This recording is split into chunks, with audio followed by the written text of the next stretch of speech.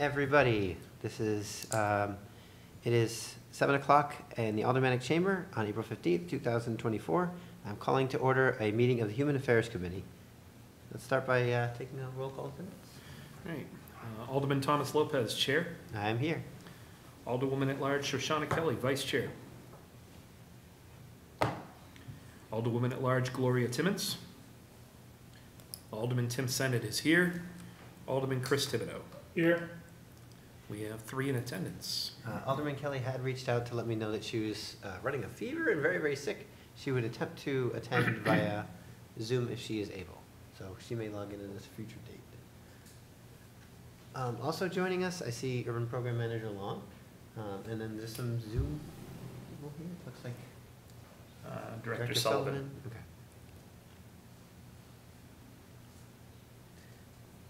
All right, so are we all set with the roll? Yep. Okay.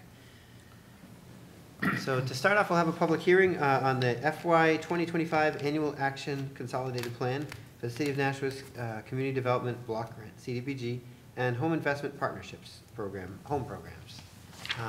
Typically we have we have a presentation by the city just to kind of give us a Cliff Notes version of this, just to educate any members of the public that might be watching this or attending in person. Urban Manager Long, do you want to make some quick comments on this? Maybe specifically to the process, because I know that's pretty confusing. Good evening, Urban Programs Manager Julian Long. This is regarding the city's Community Development Block Grant Program and its Home Investment Partnerships Program. These are both funded through the U.S. Department of Housing and Urban Development. The city does not need to apply for these funds. They are provided on a formula grant basis. But in order to receive and use the funds, we are required to engage in planning processes, which includes public input processes. The start of this is a bit more informal than tonight's public hearing. It begins with attendance by staff at a variety of community meetings, community surveys. These are made available both in person at a variety of community events as well as online. And then there is a formal public hearing before the draft plan is drafted and made available to the public. And once the draft is made available and folks have a time to take a look and see what the proposed allocations are, there is a second public hearing, which is tonight's public hearing. So folks can make suggestions on what they think should be changed in the draft. There's also a public comments period running concurrently. It began in late March. It will finish in late April, 30-day comment period. And comments can be submitted by telephone, email, postal mail, however folks would like to reach Urban Programs Department. And those mechanisms are also available on the city's website under Urban Programming? Yes, that is correct. And would you like a brief summary of what the CDBG and home programs are, or would you like to skip that? If you don't mind, but also, could you give us an update on whether we got the same amount we were expecting or more? So we are still waiting for our allocations. The latest I have heard from HUD is that the first week of May is when we're expecting to see those released by HUD. Okay, just because we did have some hopes for contingent funding if we get extra money somehow. Yes. Friends at HUD. Do you want to give us a quick overview? Yes. So the CDBG program, Community Development Block Grant, that is intended for the betterment of services in neighborhoods of lower income residents. There are a number of different sub-grants within the CDBG program and a lot of different things you can do. Housing rehabilitation is one of the big ones that we tend to do in the city. Public facility and infrastructure improvements is another big category. And funding of public services, basically the operating expenses of nonprofit agencies, is another thing that you can do with CDBG. Home Investment Partnership Program, or the HOME program, is HUD's big affordable housing construction program.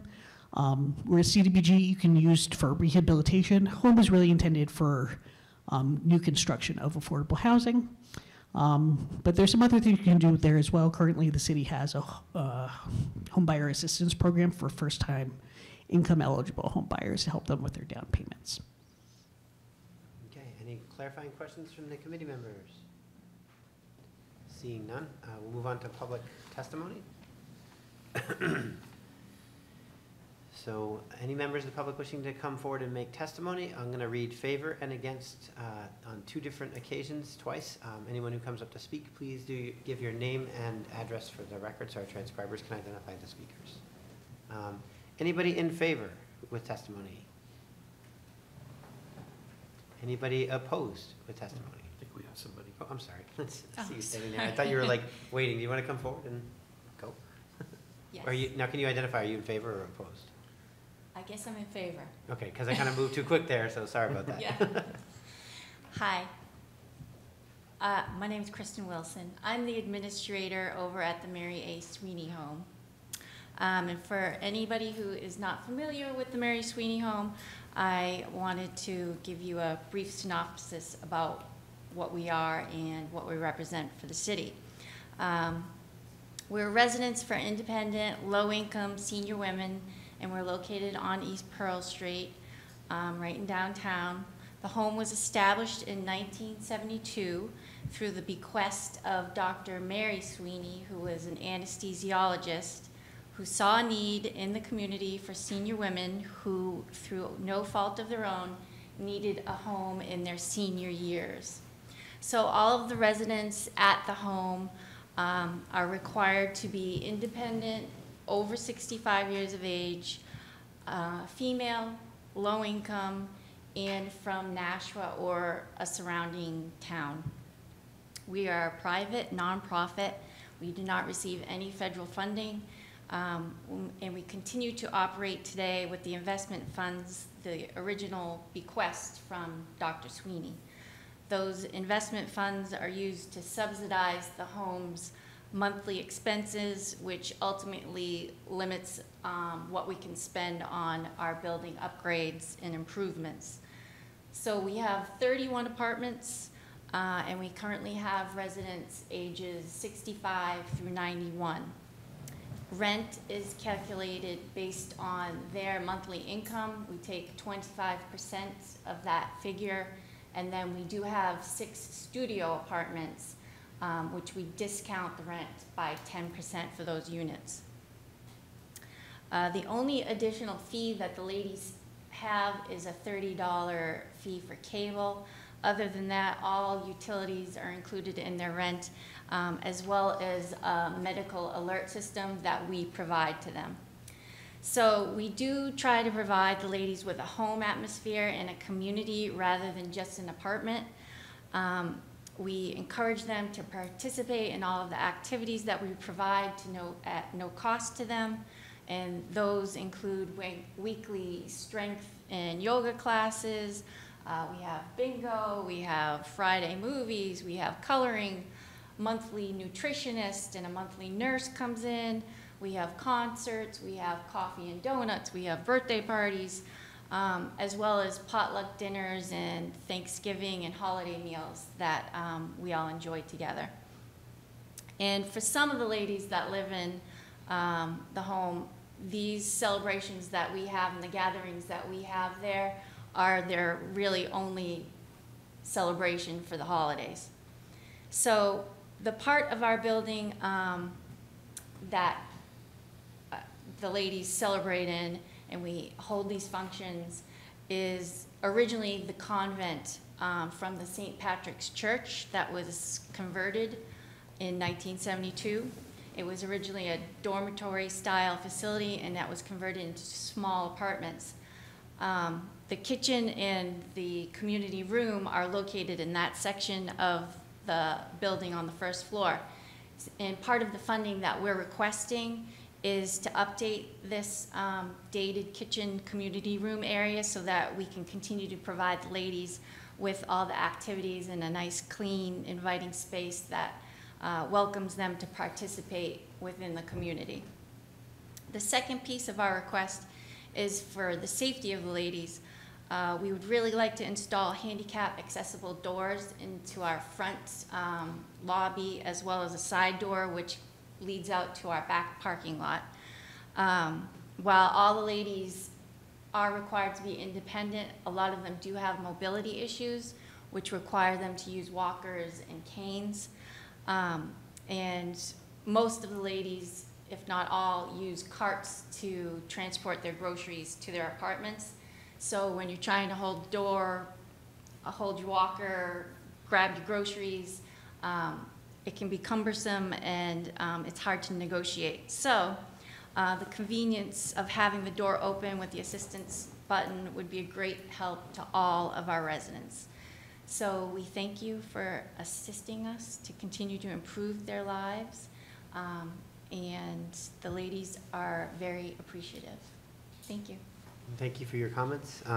And you're definitely welcome to attend the next meeting too. We had left a space for presentations, but we weren't sure, we hadn't gotten confirmation. So the committee members might have questions, if you don't mind hanging on a little bit. Sure. Thanks. Now I'm calling for any further testimony in favor. Seeing none, I will call for testimony in opposition. Any public members wishing to make testimony in opposition? I will call a second time for testimony in favor. And seeing none, a second time for testimony in opposition. It looks like we are concluded here, so our public hearing can be declared closed without objection at what time? 7:11 p.m. 7:11 p.m. All right, now on to our regular meeting. We once again have public comment. So if any members of the public would like to come up, state your name and address, and then you are free to make public comment. All right, seeing none. Mr. Clerk. Communications. Communications been received from Julian Long, Urban Programs Manager, regarding Urban Programs Department updates for March of 2024. All right, without objection, I will accept the communication and place it on file. Now, this was the section for presentations. I was contacted last week that we had not necessarily confirmed that Mary Sweeney would be present, and so I left it as housing presentations so that either Urban Manager Long or any members of the community wishing to present on housing stability types of programs would be able to do so. For the committee's knowledge, there is interest in the Process Recovery Center presenting as well. They were particularly interested in sort of differentiating some of the dialogue we've been having between recovery housing and sober housing. So we will probably hear from them at a future date. To the woman who was speaking, I didn't catch her name. Would you like to come up and discuss Mary Sweeney with the committee? Feel free to grab a chair over here. A chair? Yep. Okay. It's Kristen Wilson. Kristen, yeah, I'm sorry. Yeah, that's okay.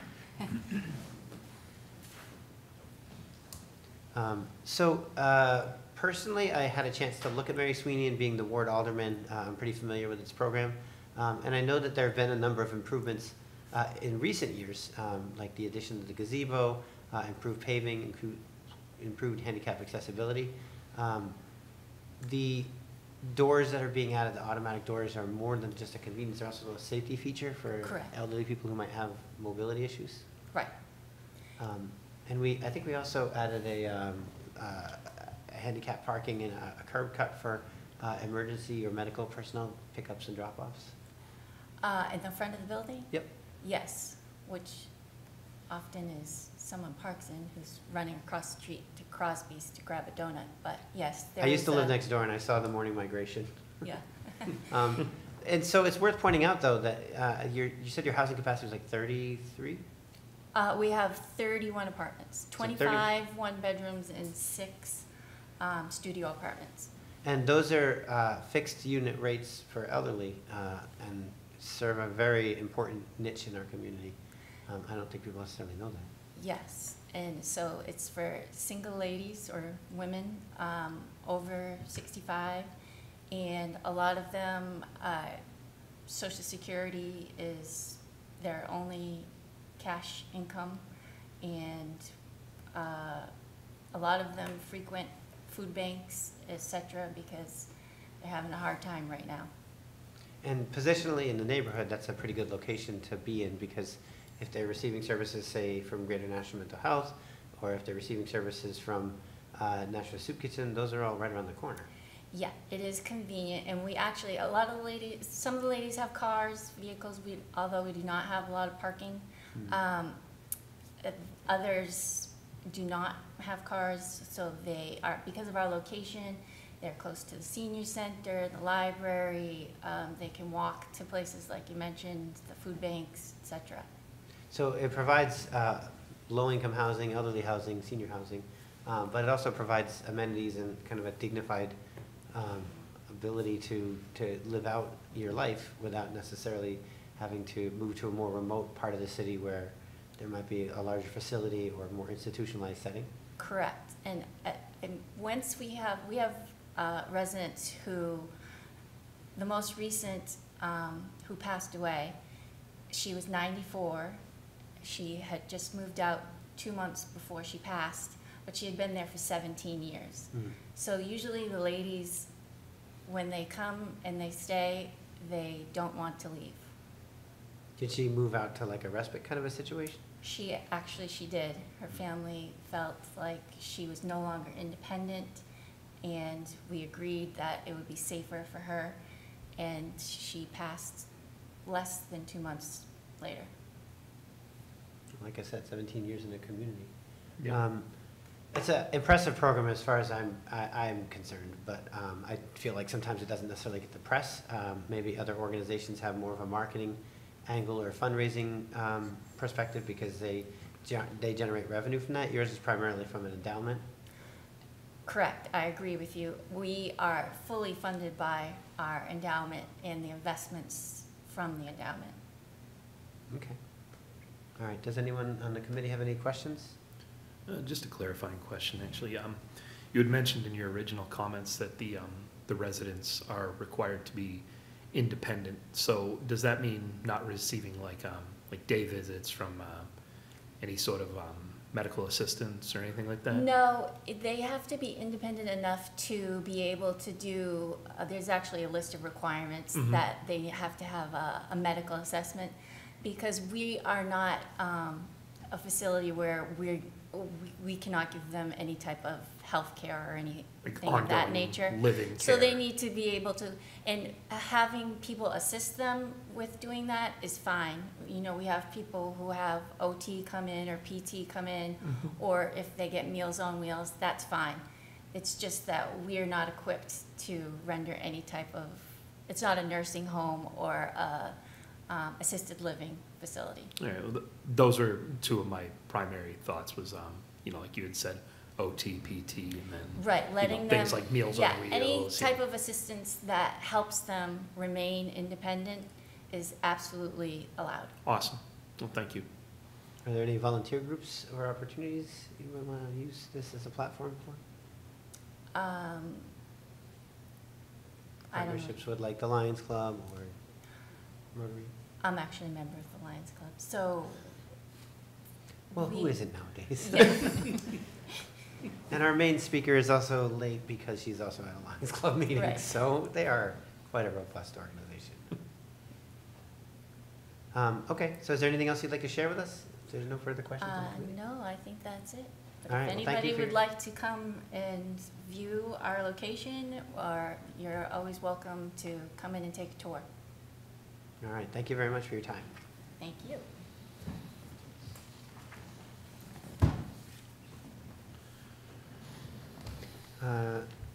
Mr. Clerk? All right. Unfinished business, we have none. Under new business resolutions, the first item looks like R24-037. You want me And that to- is referencing the HOPWA grant, but we were going to try to hold off until Director Bagley could present on that? All right, so you want to move on to 38? Yes, Okay. without objection. Oh, Bob Mack, I'm actually here for the Hawk. all right. Do you want to Bob read Mack, it? the Director of Welfare, has identified himself. Bob, if you'd like to come up to one of these seats up here, we'll have to make a motion in order to have discussion about it. Yep.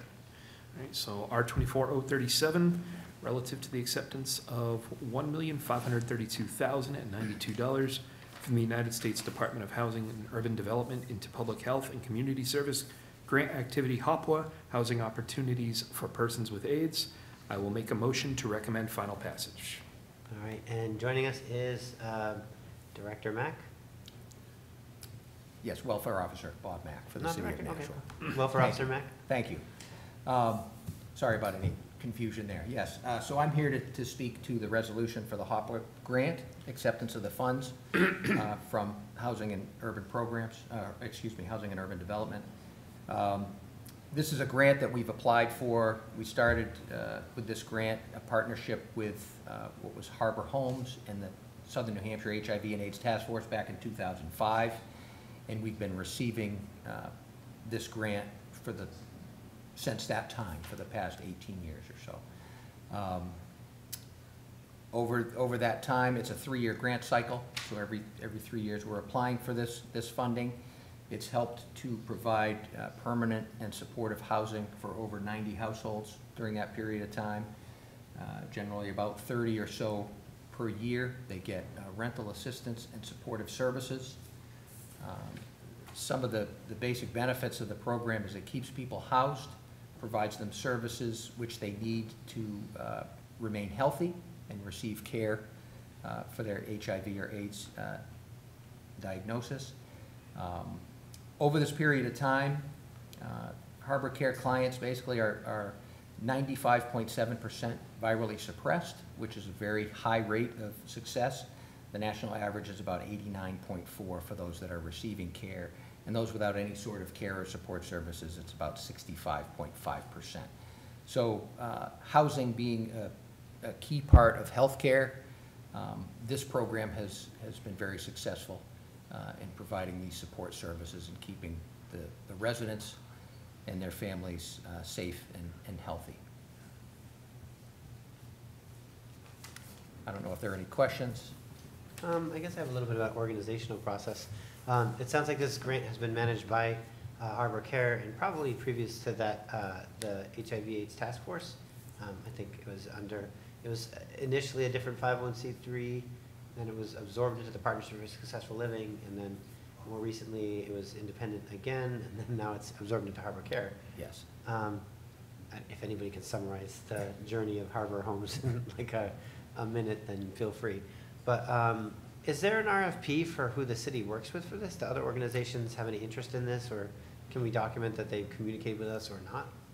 Actually, this is not a competitive type of grant like that. It's basically a contract grant that Harbor Homes and the task force approached the city back in 2005 because they wanted to receive some funding for this, and it was a requirement at that time that a municipality or government entity be a primary applicant for this. So we are the actual applicant, and we contract with Harbor Care at this point to provide the housing and leasing services and the supportive services for the clients and tenants in the program. We get an administrative fee that we capture for basically running this grant through the city and through the welfare department. And this is work that otherwise our welfare department and public health department would likely have to like take on. So I think the role of nonprofits in the community is pretty clear. I was just a little bit confused. You had said that the city isn't necessarily the main applicant, but we're a partner with it. And so there isn't any like, the Department of Public Health receives the money and then decides where it's going. There would be nothing without that partnership. Yes, we actually submit the application. We're the formal applicant or the grantee, and they are the sponsor agency that basically provides the services, and we pay them for the services rendered. I suppose that begs the question then, could another agency approach us with a similar program and then us say, okay, well, yes, you can do that with us, we'll pass it through, we'll keep an admin fee, and now we have another program doing another thing? I'm sure there are other grant opportunities and other types of programs that could be funded in this way. The billion-dollar question, and maybe Urban Manager Long might help, is does the HOPWA count towards our spending cap? As I understand it, it would not, because it's grant funds coming into the city. But that's my understanding of it. I'm asking a very complicated question. Alderman Dowd, I call it. The chair of the Budget Committee has an idea. Grants don't count. Okay. So then, I guess my thought is that theoretically, we could get a lot of different needs met if, the only thing they needed in order to get their funding was to apply through with partnership with the city. Obviously, we have to make sure we have a partner who's going to do right by the grant and achieve effective outcome measures, and I don't think anybody can argue that anything but that has happened with HOPWA in the past. I would agree with that, Alderman Lopez. This, again, we've been doing this for about 18 years now. It's a very successful track record. The HIV/AIDS program through Harbor Care does also work closely with our public health department in serving those that need the help and the care. Any other committee members with questions?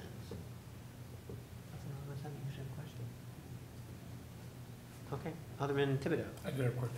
You had mentioned, I'm gonna use the wrong word, but you said 95% of those in the program, I don't wanna say asymptomatic, I can't remember the word. Virally suppressed, which means that it's, and I'm not a medical professional, but Gotcha. it means that the virus, because of their treatment and their care that they're seeking, because of the support from the case managers through the program, they're making sure they get to medical treatment, that they're taking their medications, that sort of thing. They're able to maintain their health and suppress that virus successfully.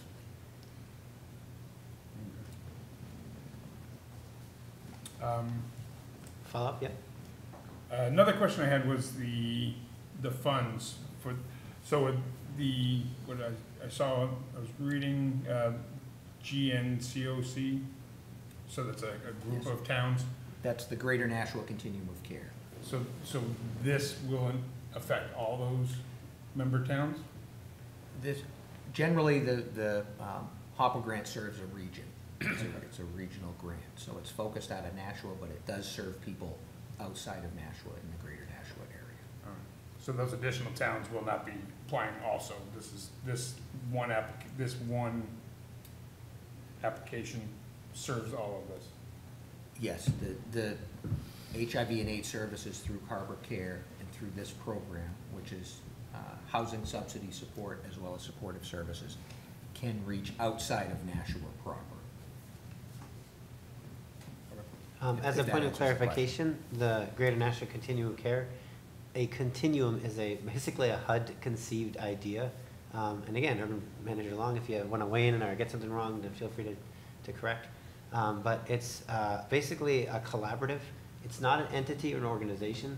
It's a partnership between organizations. And HUD basically encourages these partnerships or collaborations to take place in order for anyone to receive funding. So if, say, Harbor Homes wanted to pitch a supported employment program or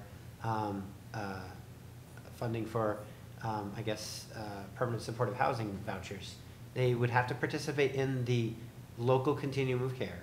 The local continuum of care, on behalf of these agencies, fills out a collective application.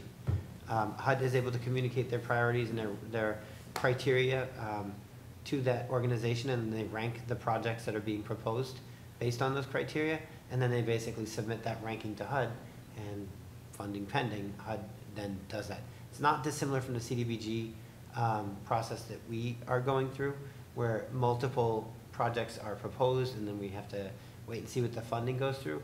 But the HUD, the COC process is much, much more involved. Usually there's a technical assistance grant writer who has to support it. You're talking about a much larger pot of money, I dare say, and then a much wider array of organizations. And they meet every Wednesday morning, the first Wednesday of each month.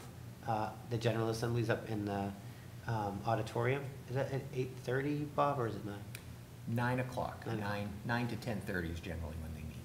So if you're ever interested in that, Alderman Thibodeau, I highly recommend it because it's, number one, a good chance to see the different projects that are being done, but also a very good idea, a good opportunity to meet the organizations that are doing the work. All of their information is available publicly as well, the NOFA applications, the different characteristics of the organizations that are applying, and all that kind of stuff. Any further questions? All right, seeing none. All those in favor of recommending final passage, say aye. Aye. All right, motion carries. Now, our next focus was going to be R24038. Director Mack, you wouldn't happen to be here for that as well, would you? I am not here for that. That is correct. All right, given the fact that I don't see her, we could move that one. Okay. Now we will take up R 24-043, approving the annual action plan for the Community Development Block Grant, CDBG, and Home Investment Partnerships home programs. I'll make a motion to recommend final passage. Urban Manager Long, do you have any further comment on this?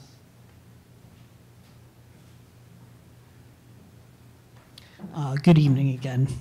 Urban Programs Manager Julian Long.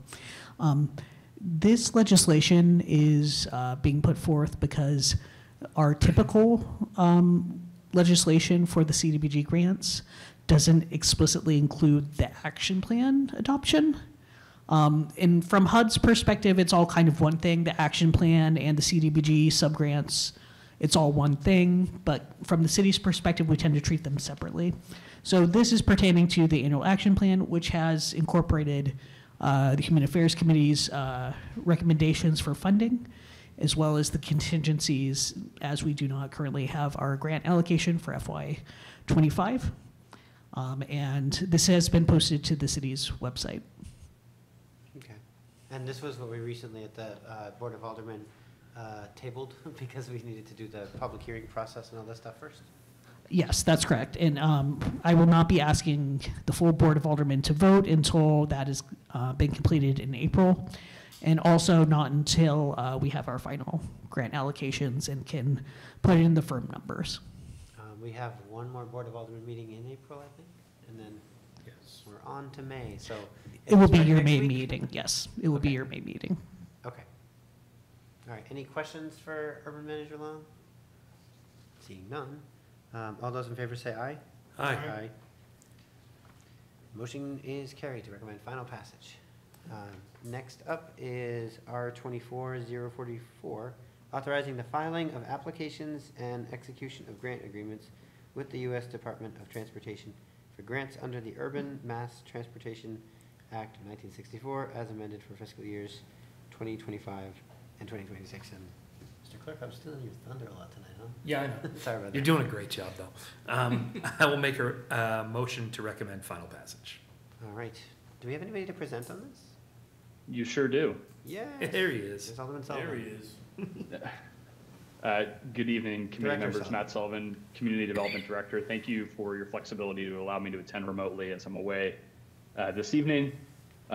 This is a biannual authorization that the Human Affairs Committee has seen every 2 years since it's been receiving FTA funding for the city's transit system. Specifically, what this legislation does is it permits the city and the mayor as the executor to actually accept FTA grant funds. And for those that may not be familiar, the city accepts approximately, at this time, $2.2 million of grant monies on an annual basis that are used for really 3 specific purposes. 1, the operation of the system. 2, long-term planning activities. And 3, the capital maintenance needed to keep the buses actually running and operational and our maintenance facility to stay open and running effectively. And so again, the legislation before you this evening is simply the authorization for the city to accept those monies on an ongoing basis for the next 2 years, being the 25 and 26 fiscal years. I did want to point out one fairly substantial modification, fairly substantial in the eyes of NTS, the National Transit System, and in the eyes of the federal government, not significant for the riders or for the committee in any way, shape, or form. But you'll see a new item number 4. This is a new piece of the legislation on the second page of the resolution. Through a recent triennial review that happens every 3 years with the FTA, of which we had a very good review, a very strong showing with no issues reported. There was one technical thing that we needed to improve upon, and that was clear authorization for the mayor and any designee to execute certain policies and procedures that are required by the FTA and then need to be adopted or instituted at the local level. And so you'll see a list of, I believe, 8 total policies listed there as options, and some catch-all language saying including but not limited to the following. And to give you an example of this, we're required to have a very specific drug and alcohol policy for our transit drivers. We're required to follow civil rights policies. We're required to have transit asset management plans. These are all federal requirements, and we needed to specifically identify the authority for executing those policies on behalf of the city. And so that's what that new language covers. But again, I'm happy to answer any questions that folks might have. This is just an authorization piece of legislation that you won't see again for 2 years. Thank you. To that point, have we traditionally authorized this 2 years at a time, or is this a new practice? Yes, Mr. Chair, you have done a 2-year authorization. There are a few reasons for that, but this is following up on the 23-24 authorization that you provided 2 years ago. That's how it's typically handled through the federal cycle. Oh, so there's like a, no, there's no overlap. Okay, so it's a 2-year cycle. Does that, I guess, Alderman Dowd, I'm curious, does that commit future boards or future budgets to anything? If we accept the grant, it's good for the entire time of the grant. Okay. Yeah, it doesn't, because there's really functionally no binding match requirement that you're agreeing to as part of the acceptance of the federal funds. So you aren't binding the city to contribute a certain amount of money to match these dollars. So there's really no implications on the budget process directly. It is meaningful in the sense that the more federal funds that come in, obviously the more ability we have to provide service, but this does not bind the budget committee nor the city to do anything specifically within the budget itself. Are there any areas where the city could choose to execute this because it has the authorization, but then in the course of the execution, it does require additional budget items that were unforeseen? Mr. Chair, could you clarify the question? I want to make sure I understand that before I respond. So are you asking if the authorization could bind the municipality to do certain things? Is that what you're asking? Right, if you agree that, okay, we're gonna use the grant, we're gonna have the buses go out for this time, we're gonna add this route or whatever, but then you run into a shortage of drivers, for example, and then you have to hire more staff than you anticipated or something along those lines. Yeah, so really there's no relationship between, and this will sound strange when I say it, but there's really no relationship between the grant monies and the specific service that's provided. We are sort of, as a regional system, but a Nashua First system, we are permitted to create the routes and the services that are best for our customers or our service area. There are certain policies that you have to follow when changing routes. There are certainly routes that make more sense from a origin destination perspective. And there are certain things that drive the amount of funding that the city gets. Primarily the drivers are vehicle miles or passenger miles, and also the ridership itself. But there's a much more complicated scheme behind the formula funding that comes to the city. And it's based on different geographic census boundaries that change every 10 years as part of the decennial census. Those urbanized areas that are defined actually control how the funding is allocated. But there's really no relationship beyond that between the formula funding that comes to the city and the way that service is provided. There's not a strong relationship. Okay. Any questions from other board members or committee members? Right here. Oh, there you go. Mr. Clerk. Thank you. Just real quick, Director Sullivan, you had mentioned the item number 4 that was changed up in the review. By accepting and passing this, does that procedurally do what we need to do to authorize the mayor to execute and enact those policies? Yes, Alderman Senate, it does. We were relying on sort of a patchwork of different policies and sections of the code to make the justification to FTA, which they ultimately accepted as part of our last triennial, excuse me. This makes it very clear that that authorization will be in place. And so, yes, it's our understanding that this fully addresses the comment that was made during that triennial review process. Great, thank you. Thank you. All right, seeing no further questions, I will make, all those in favor of recommending final passage of R 24-044, say aye. Aye. Opposed? Motion carries. Thank you so much. All right, now we did table one piece because we were waiting for Director Bagley. Well, we haven't actually tabled it, we just passed Sort over of it. moved around, okay. How do you want to proceed with that? Are these time sensitive?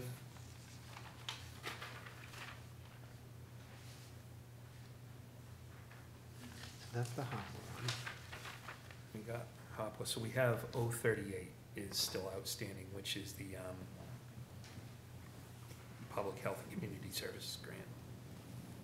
Yeah, I think it probably is urgent. I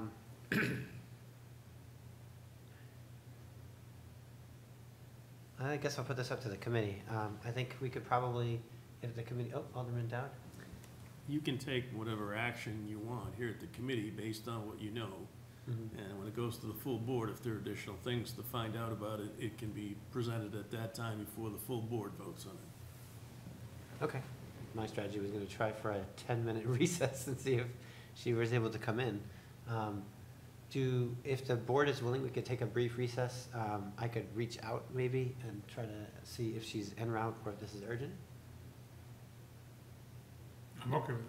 Yeah, I've got no opposition to a recess, at the very least, just to determine whether or not she'll be able to make it. Okay, because it was my understanding she was aiming for 6:30, but, and just for the public's clarification, Director Bagley is at the Lions Club because they are specifically recognizing the public health department and public health programs.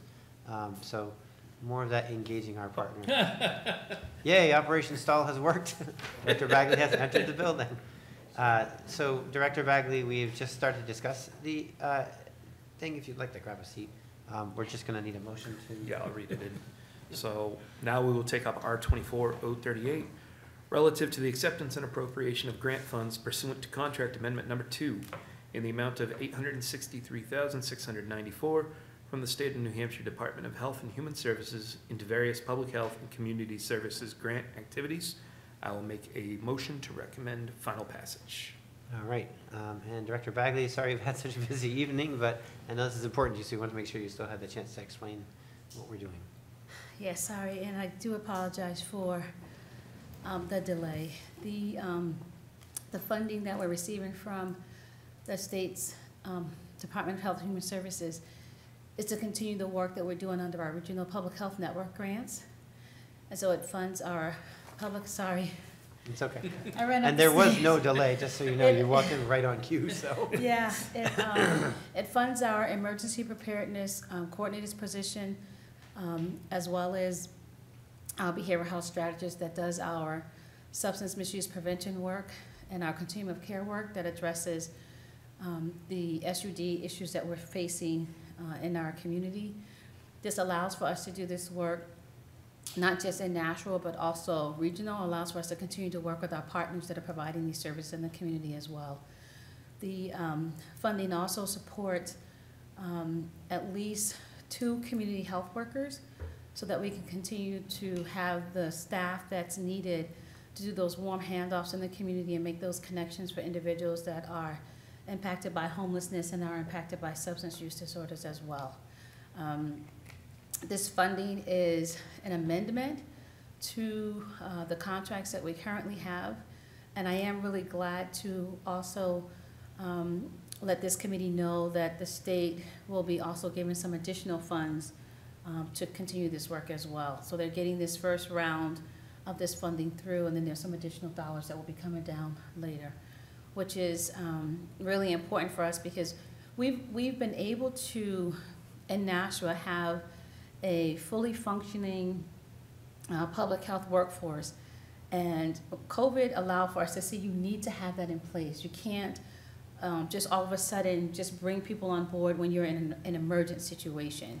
And so the funding that we've had has allowed for us to work at a capacity that allows for us to meet individuals that need particular services to reduce substance use disorder, to reduce trauma, reduce issues that come with behavioral health issues. So we need to really be able to sustain that workforce. So I'm hoping that this additional funding that we're receiving right now, and I believe it's going to be in a couple of months, there's going to be a new contract that will have some additional funds added to that as well. Any questions? Just one point of clarification, because prior to your entry, we'd had some conversation about what the continuum of care was, and we were referring to the greater Nashua continuum of care, and I think you referenced the substance use continuum of care. Is that a different partnership? That is different. So the greater Nashua continuum of care that focus on housing is a different set of services and priorities that are identified under the continuum of care that looks at what services we have in place to address specifically substance misuse disorders and mental health and trauma. So they have the same names, but the activities that are supported by the continuum of care are different. So we're making sure that the organizations that are in our communities that provide the services for MAT or services for housing for individuals that have substance use disorders, for some of the case management, that continuum of care looks at getting folks around the table to address opioid misuse and prevention for those particular issues for that population group. So the term continuum of care is, it's referencing a strategy of bringing people together and not just saying, okay, everybody, let's just talk about one part of the problem. It's how do you address the problem from beginning to end? Correct. And provide a holistic approach to different things. So it's going to be something that you see sometimes used. That used to drive me nuts when they formed that continuum. I was like, what? And then after I saw what it actually did, then it made more sense. It goes through the continuum from prevention to treatment to recovery services, and so that's the continuum of care that we're looking at for individuals that have substance use disorder. So to that end, typically looking at only one angle of a problem or one aspect of it basically creates an ongoing game of whack-a-mole where you can focus on prevention, but then there's people who pass the point of prevention and need intervention or need recovery, or you can focus on recovery, and if you're not doing anything about prevention or intervention, then you're seeing different levels of problem. So a lot of the programs that were described, the Public Health Department has been addressing not only where they present publicly, when they present publicly, but also holistically to try to either redirect the scope of an incoming problem or to manage an existing one. The opioid crisis, for example, the Safe Stations program would have been an intervention and prompt towards recovery housing, and process recovery, and those programs would all be ways of trying to reduce the number of people vulnerable to relapse. The same way in the continuum of care, you have emergency shelters dealing with people who are unhoused and unsheltered, but you also have transitional housing programs and housing retention programs to keep people who might have recently been homeless from just having one bad hospital visit or some slip on a banana peel, and then you didn't have the extra money or resources you needed to overcome that, and you slide right back into the situation, while also doing preventative things, identifying programs like HOPWell, where you might have a specific medical condition which makes you very vulnerable to issues that might be coming down the road, and by intervening early and making sure that you have guidance on how to navigate that, you're not seeing the full scope of the problem. So, I mean, in summary, we keep getting #1 place to live in Nashua. It's not as easy as it looks. The health department has been navigating a number of borderline and emerging crises over the last couple of years. And to Director Bagley's point, having an existing staff of capable leaders and organizers that are connected with the community, having that visible presence too, so that people know, organizations or individuals know where to turn to for that kind of leadership, all contributes collectively to a reasonable approach. Is that a good summary? Yes. Okay. And our public health department is the only accredited one? So yes, the health department just received our re-accreditation letter from our public health advisory board down at the national level, and so we have been able to achieve a second set of 5 years of re-accreditation, which again speaks to the quality and the scope, the magnitude of the work that our staff has been able to provide over the past 5 years. And over that past 5 years included during COVID, when things were shut down, you still had a staff that was dedicated to mitigating COVID, dedicated to providing education in the community, dedicated to working with all of our partners, dedicated to working long hours, getting vaccines into arms, and at the same time maintaining what needed to be done to prepare us for accreditation and get all of the work done to get submitted for that, for the site visit that we had. At the same time, they were doing their day-to-day work, and so that's a true testament to the dedication that we have at the Division of Public Health and Community Services. And this evening, the Lions Club was doing an award for our Public Health Person of the Year, which is Lisa Vasquez, who is our behavioral health strategist that has led the efforts with the substance misuse prevention, our Mayor's Opioid Task Force, and has done a phenomenal work with education and health promotion on suicide prevention and trauma-informed. During 2016, 2017, during the opioid epidemic, Lisa led the charge of educating all of the firefighters and all of the police department on the impact or the effects of substances on the brain, opioids on the brain, and that work continues. She continues to do those educational sessions in our community, doing language training as well, and helping people really understand that when it comes to having mental health issues, it's important for everyone to know that it's okay to not be okay, and it's okay to ask for help. That cannot be understated, because I think I was sitting approximately where Alderman Dowd was during the opioid crisis, and some of the information being presented about how, you know, opioids affect the brain and how different interventions work was like not accurate. So making sure we have public awareness and public education so that the public isn't backing things that just are not going to work or are just going to continue to exacerbate a situation helps us not have, you know, unbelievable, unmanageable crises out in the streets. Making sure the largest number of people in Nashua that are able to pitch in, the public, are aware and engaged in any kind of problems or challenges, means we have the best chance for finding good resolutions for our city. Alderman Senate, did your hand go up? No. Do you want to go up? No. Any other members of the committee with questions or comments? All right, so we will vote on this. Thank you for your time, Director Bagley. Are there any final comments you want? No, but thank you, Chairman. Thank you all for your patience and waiting for me this evening. I mean, no one ever said your job will be easy, right? And for some reason, we have this complete co-occurrence of Lions Club meetings and Human Affairs committees. We're getting used to it because a lot of people on the committee are Lions. Okay, so relative to R24-038, all those in favor of recommending final passage, say aye. Aye. Opposed? Motion carries. Mr. Clerk, do you have any new business? Ordinances, there are none. Any tabled in committees? There is none. General discussion, does anybody have something that we should discuss? I did slide a little backdoor discussion item in earlier, that the process recovery program is interested in presenting on their perspectives on sober housing versus recovery housing, give us a little bit more of background on what's going on in the city. And anytime something is potentially going to result in a grant or some sort of action by this committee, I try to get ahead of it by saying, by offering them to present.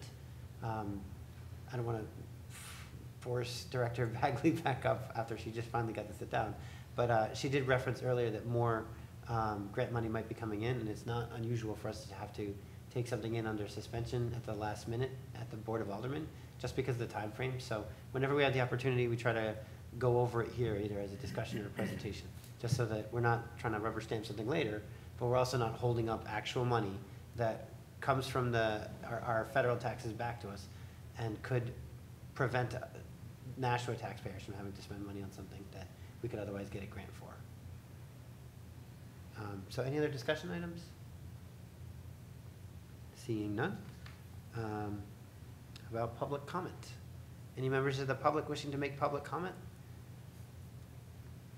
Seeing no takers. Remarks by the alderman. Alderman Senate. Did you call me Alderman Tim? No. I said Alderman dramatic effect Senate. I just want to take a moment. Today was the Boston Marathon throughout Greater Boston, and we did have a couple of folks from Nashua who were running in that today.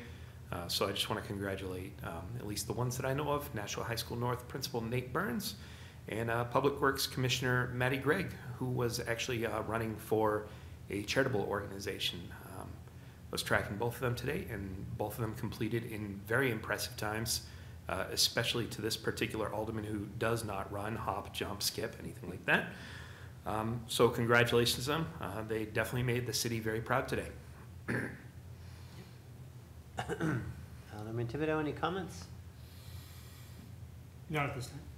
All right. Then I will entertain a motion. Make a motion to adjourn. All those in favor say aye. Aye. Opposed? And we are adjourned at 7:55 Yes. PM.